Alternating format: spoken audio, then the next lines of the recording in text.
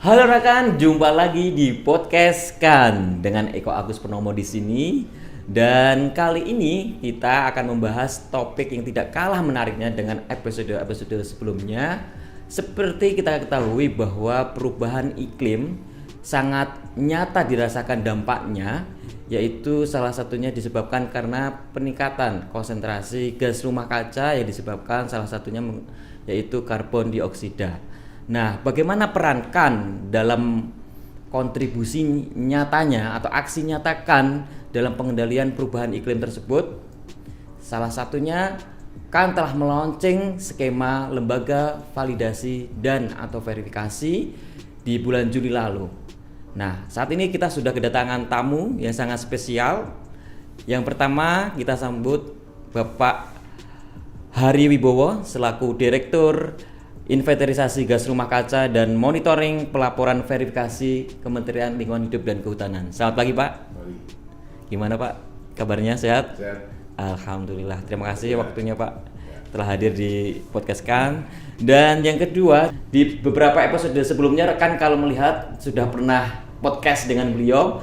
Beliau merupakan expert dan asesor kepala terkait dengan skema akreditasi LVV NEK Komite Akreditasi Nasional. Langsung kita sambut Bapak Rustiawan Anis. Selamat pagi Pak. Pagi Mas Eko. Gimana Pak kesan-pesannya? Sehat, baik. Alhamdulillah. Terima kasih Pak atas kehadirannya.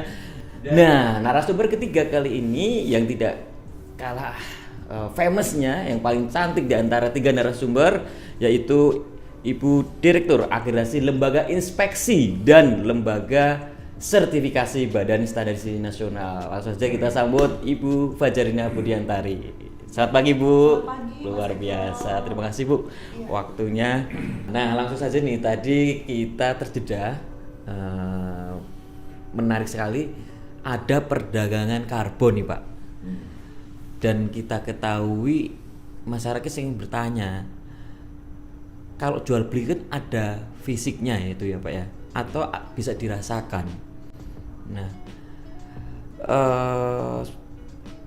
sebenarnya mekanisme perdagangan karbon yang ada itu seperti apa? Dan bagaimana pengaturannya Pak? Ya, jadi kita memang berhadapan dengan barang goib nih. Barang goib ya? Barang goib. Jadi memang seperti yang disampaikan Mas Eko, ini barangnya kelihatan. Cuman sebenarnya kalau kami melihat analogi sederhananya adalah kita kan sebenarnya menekan keluarnya CO2. Contohnya misalkan kami melihatnya barang seharian adalah misalkan minyak. Oke. Minyak itu dari batu bara, kalau dibakar mengeluarkan CO2. Oke. Tapi sebenarnya bukan intinya CO2 ini pengukurannya adalah sebenarnya lebih ke arah ke berapa sih penggunaan minyaknya. Misalkan keseharian yang mungkin pernah kita ini kan, misalkan dari yang semula itu menggunakan minyak, sekarang misalkan contohnya misalnya listrik ini ya, listrik kan sebenarnya bicara bukan minyak tapi batu bara. Batu bara itu kalau memang dibakar, istilah dibakar untuk menghidupkan listrik ini mengeluarkan CO2 yang luar biasa. Betul. Tapi karena ada teknologi, sekarang misalkan ada renewable energy, contohnya misalkan mikrohidro. Mikrohidro tidak menggunakan bahan bakar fosil. Jadi mengkonversi yang misalkan menggunakan batu bara untuk menghidupkan minyak itu menggunakan batu bara misalnya 1 ton, membakar 1 ton. Sekarang dipindah dengan menggunakan mikrohidro atau surya panel. Yaitu tadi menghemat batu bara berapa?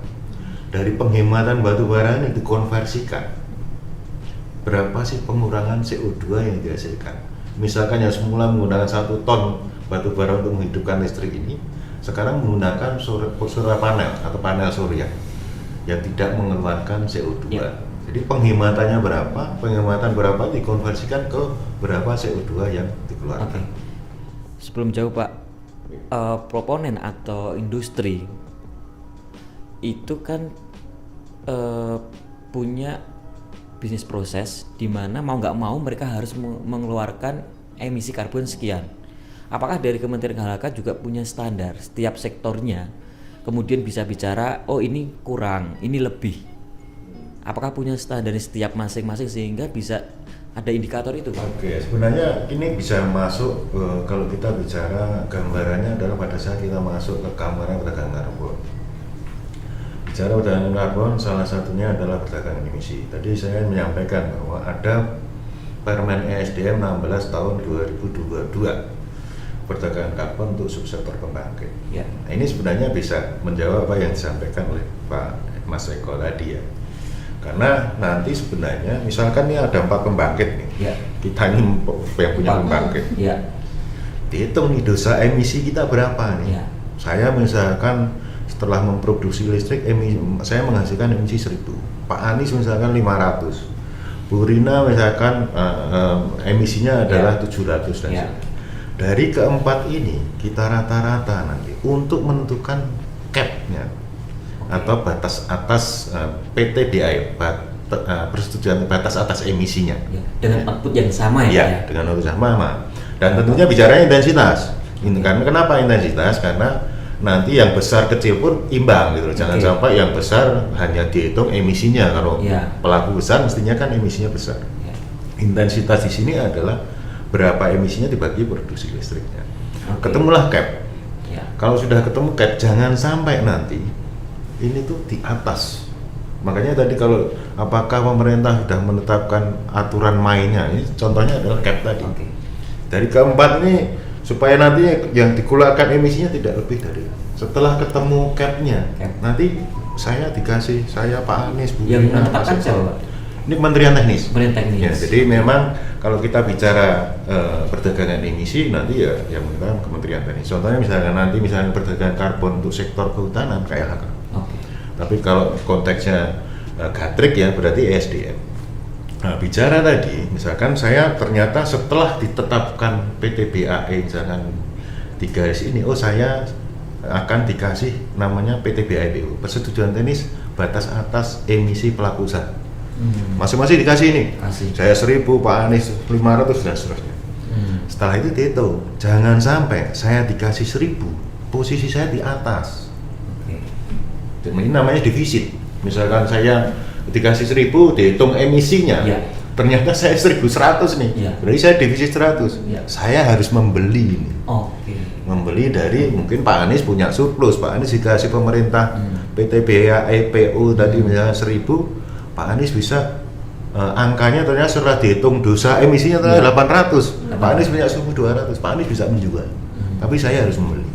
Itu contohnya misalkan ya itu tadi ya, ada semacam kita sebut sebagai penyelenggaraan nilai ekonomi karbon seperti itu. Jadi yang dinilai adalah tadi ya upaya-upaya apa yang dihasilkan karena mengurangi kegiatan yang contohnya misalnya bicara energi ya ada efisiensi energi gitu kan. Atau mungkin kegiatan di sektor kehutanan dengan menanam, limbah dengan memanfaatkan 3R dan seterusnya. Jadi masing-masing nanti akan keluar aksi mitigasinya dan dari aksi mitigasi tentunya akan mengurangi CO2 berapa nanti dikonversi, kira-kira seperti itu. Berarti secara tidak langsung bahwa perdagangan karbon dalam rangka pengendalian emisi karbon sendiri itu juga mempunyai nilai ekonomi ya Pak ya, yang kemudian itu bisa menambah value sebuah perusahaan ya. Pertanyaan selanjutnya, ketika perusahaan itu bandel Pak, ada efeknya nggak sih Pak? Ya ini yang sebenarnya kalau kita bicara dari sisi perubahan iklim ya, sebenarnya kalau saya menganalogikan gini, jadi perubahan iklim sebenarnya co-benefit. Jadi kalau bicara regulasi sebenarnya nggak ada, sanksinya itu nggak ada, tapi sanksinya itu sebenarnya ada di regulasi masing-masing sektor. Contohnya misalnya kehutanan banyak sanksi. Kalau kamu masuk hutan lindung kena sanksi, kalau kamu melakukan pembakaran ada sanksi. Jadi sanksinya di regulasi yang ada di sektor. Kalau regulasi ini ditaati mestinya ya membawa co-benefit terhadap perubahan iklim tadi. Jadi intinya bahwa kalau regulasi ini ditaati dengan baik, mestinya juga lahan terjaga dengan baik, tidak terjadi peningkatan CO2 dan demikian juga kalau masuk di energi. Jadi intinya sebenarnya kalau saya melihat bahwa perubahan iklim ini juga mendorong supaya para pelaku itu sebenarnya balik lagi kembali ke laptop lagi bahwa masing-masing sebenarnya punya regulasi. Supaya regulasi tadi didorong dengan isu perubahan iklim ini. Makanya diciptakanlah skema penanggulangan nilai ekonomi karbon, salah satunya perdagangan karbon. Jadi mendorong orang untuk berbuat sesuatu, tapi dengan berbuat sesuatu itu ada nilainya. Okay. Makanya kalau dirunutkan tadi, diverifikasi nanti berapa terverifikasi, balik lagi nih perannya Bu Rina dan kawan-kawan. Tervalidasi tapi terverifikasi harus. Nanti dikonversi juga ke SPE. Jadi 1 ton itu 1 SPE. Kalau 1000 ya 1000 SPE. 1000 SPE inilah yang nantinya untuk transaksi jual beli. Makanya kemarin ada SPE itu apa, Pak? Sertifikat pengurangan emisi. Oke, berarti 1 SPE itu berapa rupiah gitu? 1 SPE, 1 ton 1 SPE, 1 SPE nanti berapa ton? Berapa rupiah? Contohnya misalkan kemarin saat launching bursa karbon. Ya. Itu juga sudah ada yang pelaku sudah menghasilkan SPE, dan di situ kalau nggak salah harganya 1 tonnya itu kemarin 69 ribuan. Itu ya sebenarnya manfaat yang nantinya sebenarnya ya kalau saya meminjam istilahnya di Volunetzing itu ada insentif berbasis ekosistem. Jadi dengan melakukan perbaikan ekosistem itu ada insentif yang nantinya bisa dimanfaatkan melalui nilai ekonomi karbon. Oke, baik. Terima kasih Pak Hari. Tadi Bapak menyampaikan bahwa adanya transparansi dan akurasi setiap data yang dilaporkan, karena akan ada perdagangan karbon, ada pihak ketiga yang memastikan itu, dan tadi peran Komite Akreditasi Nasional ya. Nah, berarti di sini Bu Rina bahwa tantangan Komite Akreditasi Nasional untuk menciptakan sebuah LVV itu harus kredibel ya tentunya ya. Nah, saat ini mungkin 4 ya, dan tadi disampaikan Pak Anies tentunya juga kan sendiri ada tantangan sendiri nih dalam operasionalkan nih. Kira-kira bagaimana kondisi saat ini dan upaya ke depan agar kemudian saya kira dari proponen itu akan semakin meledak dan nggak cukup 4 LVV dan nggak cukup juga sumber daya asesor yang ada saat ini. Ya, baik. Terima kasih Mas Eko. Jadi untuk akreditasi ini, jadi kami ini mengoperasikan skema atau mengoperasikan bagaimana melakukan akreditasi ini berdasarkan SNI ISO 17011. Jadi hanya 3 hal utama yang sebetulnya dilihat oleh KAN ketika melakukan akreditasi kepada lembaga penilaian kesesuaian. Yang pertama adalah imparsialitas, kemudian yang kedua adalah kompetensi dari lembaga penilaian kesesuaian atau LPK itu, dan yang ketiga adalah konsistensi pengoperasian kegiatan berdasarkan standar yang dipersyaratkan. 3 hal itu, Mas Eko. Tentu saja pada saat ini Komite Akreditasi Nasional terus-menerus berkoordinasi dengan stakeholder terkait skema regulasi NEK ini, terutama tentunya dengan Kementerian Lingkungan Hidup dan Kehutanan, dengan expert juga terus berkoordinasi untuk terus meningkatkan kualitas akreditasi dari Komite Akreditasi Nasional.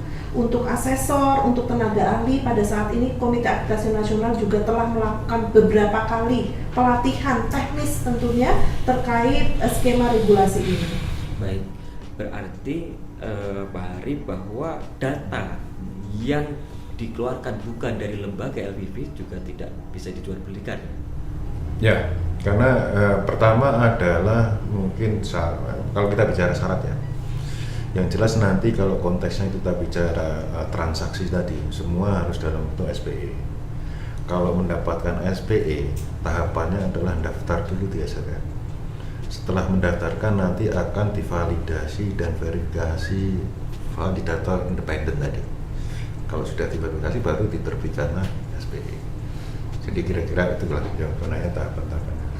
Oke, siap. Nah, tentunya tadi juga Bu Rina menyampaikan terkait dengan kompetensi dan kegiatan verifikasi dan validasi nih Pak Anies. Karena tadi Pak Anies menyampaikan ini hal baru ya Pak. Ada nggak sih sebenarnya potensi bahwa data yang disampaikan itu masih diragukan gitu Pak? Dalam arti masih banyak celah-celah. Nah, kira-kira dari pengalaman Bapak apa yang perlu diimprove khususnya dari propenen, dari LVV-nya sendiri, agar kemudian betul-betul tidak hanya data di atas kertas tapi juga implementasinya bisa benar-benar mengendalikan emisi itu sendiri. Ya. Terima kasih Mas Eko, pertanyaan yang baik sekali. Jadi kalau tadi dijelaskan mekanisme yang diamanahkan dalam Perpres maupun dari Permen LH21 untuk mencapai emisi itu kan ada beberapa instrumen. Yang kita bicarakan ini lebih banyak mekanisme perdagangan karbon, di mana ada dua instrumen di situ, perdagangan emisi dan perdagangan offset. Ya, tadi Pak Hari cerita banyak tentang dua hal itu. Nah, untuk mengimplementasikan mekanisme perdagangan yang dua hal tadi, emisi maupun offset, diperlukan penilai independen pihak ketiga. Ya. Adalah lembaga validasi dan verifikasi. Sehingga sebenarnya dalam skema akreditasi kan terhadap LVV skema NEC ini kita membagi lingkup berdasarkan dua hal tadi. Perdagangan emisi berkaitan dengan pencapaian batas atas emisi, dan satu lagi perdagangan offset untuk menghasilkan sertifikat pengurangan emisi atau tadi yang disebut SPE, yang satuannya adalah ton. Nah, disinilah peran dari penilai independen, dan LVV adalah bagian paling hilir dari proses ini, karena dari situlah akan terbit sertifikat SPE dengan unit metrik 1 ton yang kemudian itu dijual dan memiliki harga, sehingga pressure kepada LVV sangat besar di sini karena berkaitan dengan nilai ekonomi dari hasil penilaian dia, ya. Kalau contoh sebagai misal untuk mekanisme perdagangan emisi, di mana pelaku usaha itu harus membuat laporan emisi tahunan, ya, yang kedepannya akan banyak. Sekarang baru satu subsektor ketenaga listrikan, itu saja untuk tahun pelaporan 2023 ini nanti antara bulan Januari sampai Maret itu untuk sektor pembangkit listrik tenaga batubara itu sudah kurang lebih 100 pembangkit yang harus diverifikasi. Saat ini sedang dikembangkan batas atas emisi di sektor industri untuk 4 sektor industri. Begitu juga di sektor migas. Masing-masing satu akan buat, dan itu perlu semua verifikasi untuk menilai dia surplus atau defisit. Ya. Jadi untuk di sektor perdagangan emisi ada kecenderungan nanti pelaku usaha itu akan melaporkan, ini kecenderungan, saya tidak suzon, tapi ada kecenderungan melaporkan lebih rendah dari yang seharusnya. Istilah kalau di verifikasi itu adalah understatement. Kan tadi ada batas atas emisi, dia akan cenderung akan melaporkan lebih rendah. Karena dia punya surplus. Dan daripada nggak perlu beli gitu. Inilah peran dari verifikator menilai keakuratan, kebenaran, dan validitas dari laporan, termasuk bukti-bukti yang mendukung pernyataan dia berada di bawah. Jadi dia harus membuktikan, karena ada kecenderungan mereka akan understatement.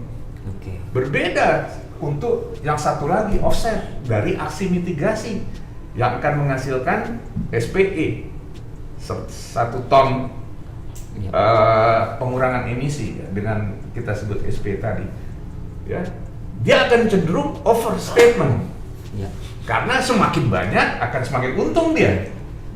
Tinggal dikalikan dengan harga tadi 1 ton berapa di bursa. Itu peran validator dan verifikator memastikan kebenaran dan keakurasian, sehingga jangan di angkanya overstatement. Jadi ini menarik begitu. Ini persis sebenarnya validasi dan verifikasi itu persis seperti pekerjaan seorang akuntan keuangan. Menilai kebenaran suatu laporan keuangan. Kan kalau akuntan keuangan itu 1 rupiah pun dicari salahnya kan. Betul. Harus pas balance. Ini juga begitu, cuman objeknya adalah emisi atau serapan, ya. Jadi challenge-nya di situ, Mas Eko, karena verifikator atau validator harus memastikan terutama adalah kebenaran dan keakurasian.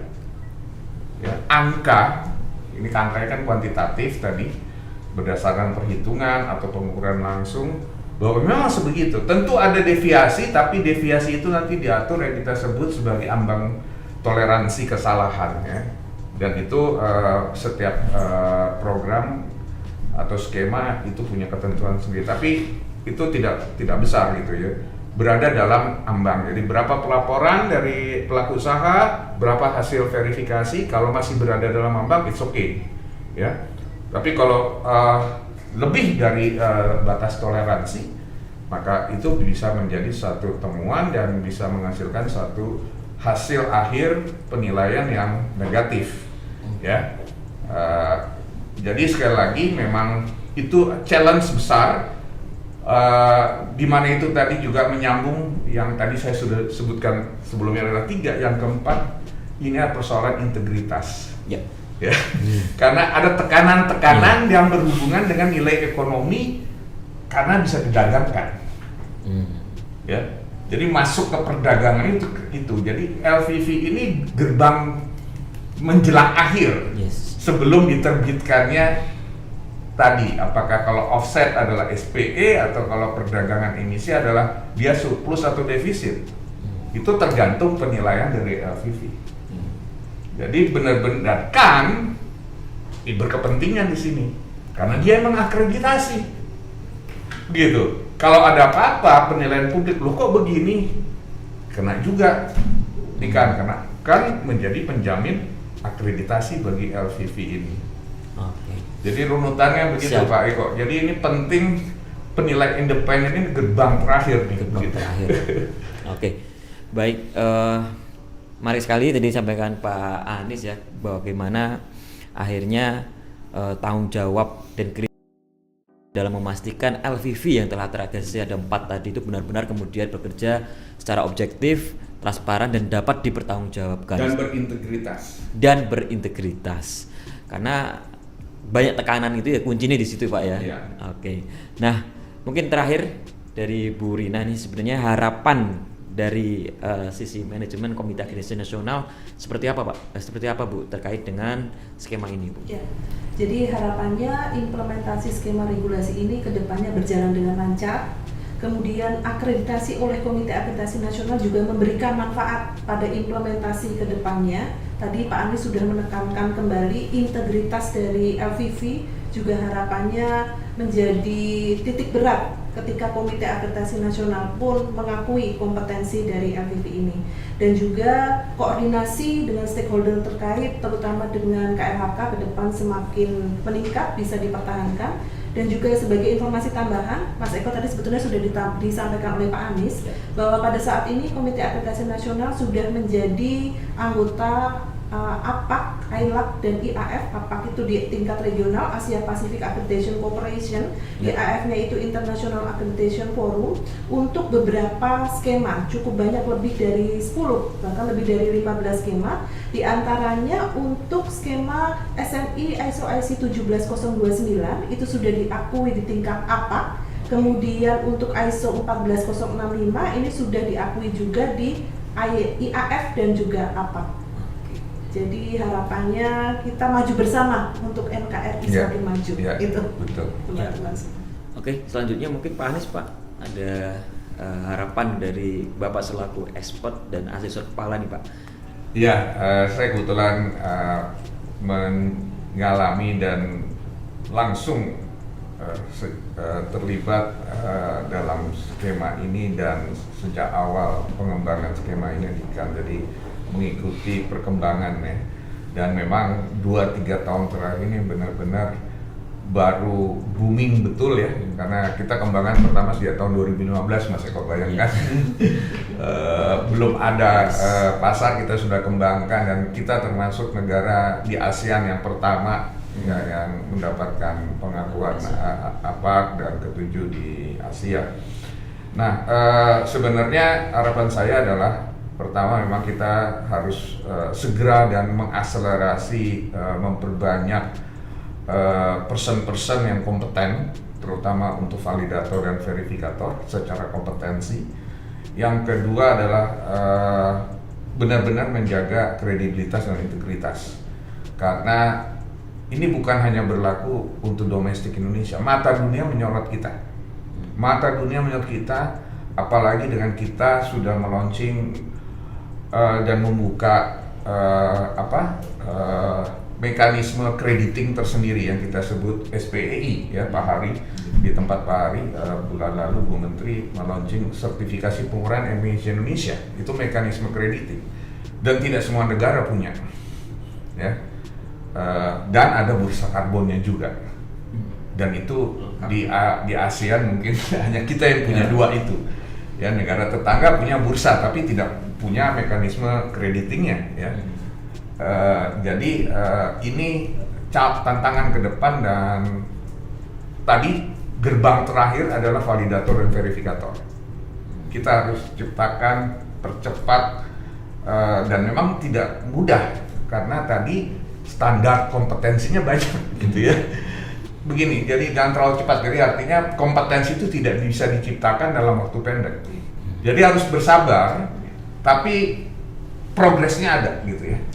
Progresnya ada. Jadi harapan saya sebenarnya kita dapat mempertanggungjawabkan LVV yang terakreditasi kali ini, agar juga hasil penilaiannya dan nanti SPE itu juga diakui secara internasional. Karena bukan hanya untuk berlaku domestik, tadi Pak Hari katakan SPE kita bisa diperjualkan ke luar negeri juga dalam perdagangan luar negeri, karena setara satuannya 1 ton CO2 ekivalen.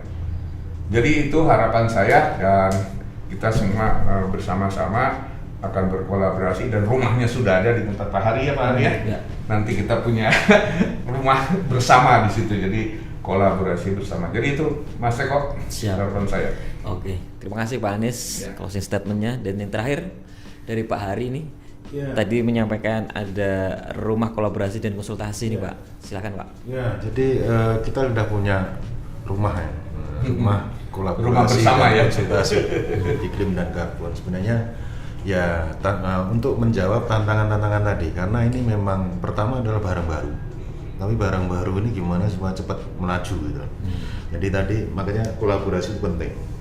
Pada saat kita bicara penjaminan mutu dan integritas unit karbon SPE yang diterbitkan, tadi kita udah kerjasama dengan kalau konteksnya ada KANKA 10.3 yang nantinya akan menghasilkan LVV untuk skema nilai ekonomi karbon. Jadi itu penjaminan ini ya, mutu dan integritas dari unit karbon yang di SPE kan tadi. Tapi ya balik tadi kalau kita bagaimana mendorong semua proponen itu paham terhadap bagaimana menyusun dokumen rancangannya, bagaimana menyusun laporan capaiannya, yang semua nanti ujungnya akan balik lagi ke bagaimana nanti proses validasi dan verifikasi dilakukan. Jadi intinya sekali lagi, di saat kita ada barang baru, yang jelas kita juga udah punya rumah baru tadi, rumah baru untuk kolaborasi dan konsultasi. Mudah-mudahan ini juga percepatan kalau konteksnya kita bicara target yang sudah ditetapkan oleh pemerintah di NDC tadi. Oke. Terima kasih Pak Hari, dan mudah-mudahan nanti rumah kolaborasi ini semakin juga bisa diakses dimanapun ya. Tidak hanya kemudian di Manggala Pak, tentunya nanti akan depan juga bisa diakses Pak ya, dan mungkin bisa 24 jam harapannya, dan semua bisa ikut kontribusi. Demikian rekan semua, sekali kami terima kasih kepada bapak-bapak dan ibu narasumber sudah hadir pada hari ini. Kata kunci saat ini adalah bagaimana menghadapi tantangan tersebut dengan kata kunci kolaborasi, dan tidak lupa bahwa ini merupakan tanggung jawab bersama. Bagaimana menjaga bumi yang kita huni ini tetap lestari. Demikian upaya-upaya literasi dan sosialisasi dari Komite Akreditasi Nasional melalui skema akreditasi lembaga validasi dan atau verifikasi, mudah-mudahan dapat bermanfaat. Assalamualaikum warahmatullahi wabarakatuh. Waalaikumsalam.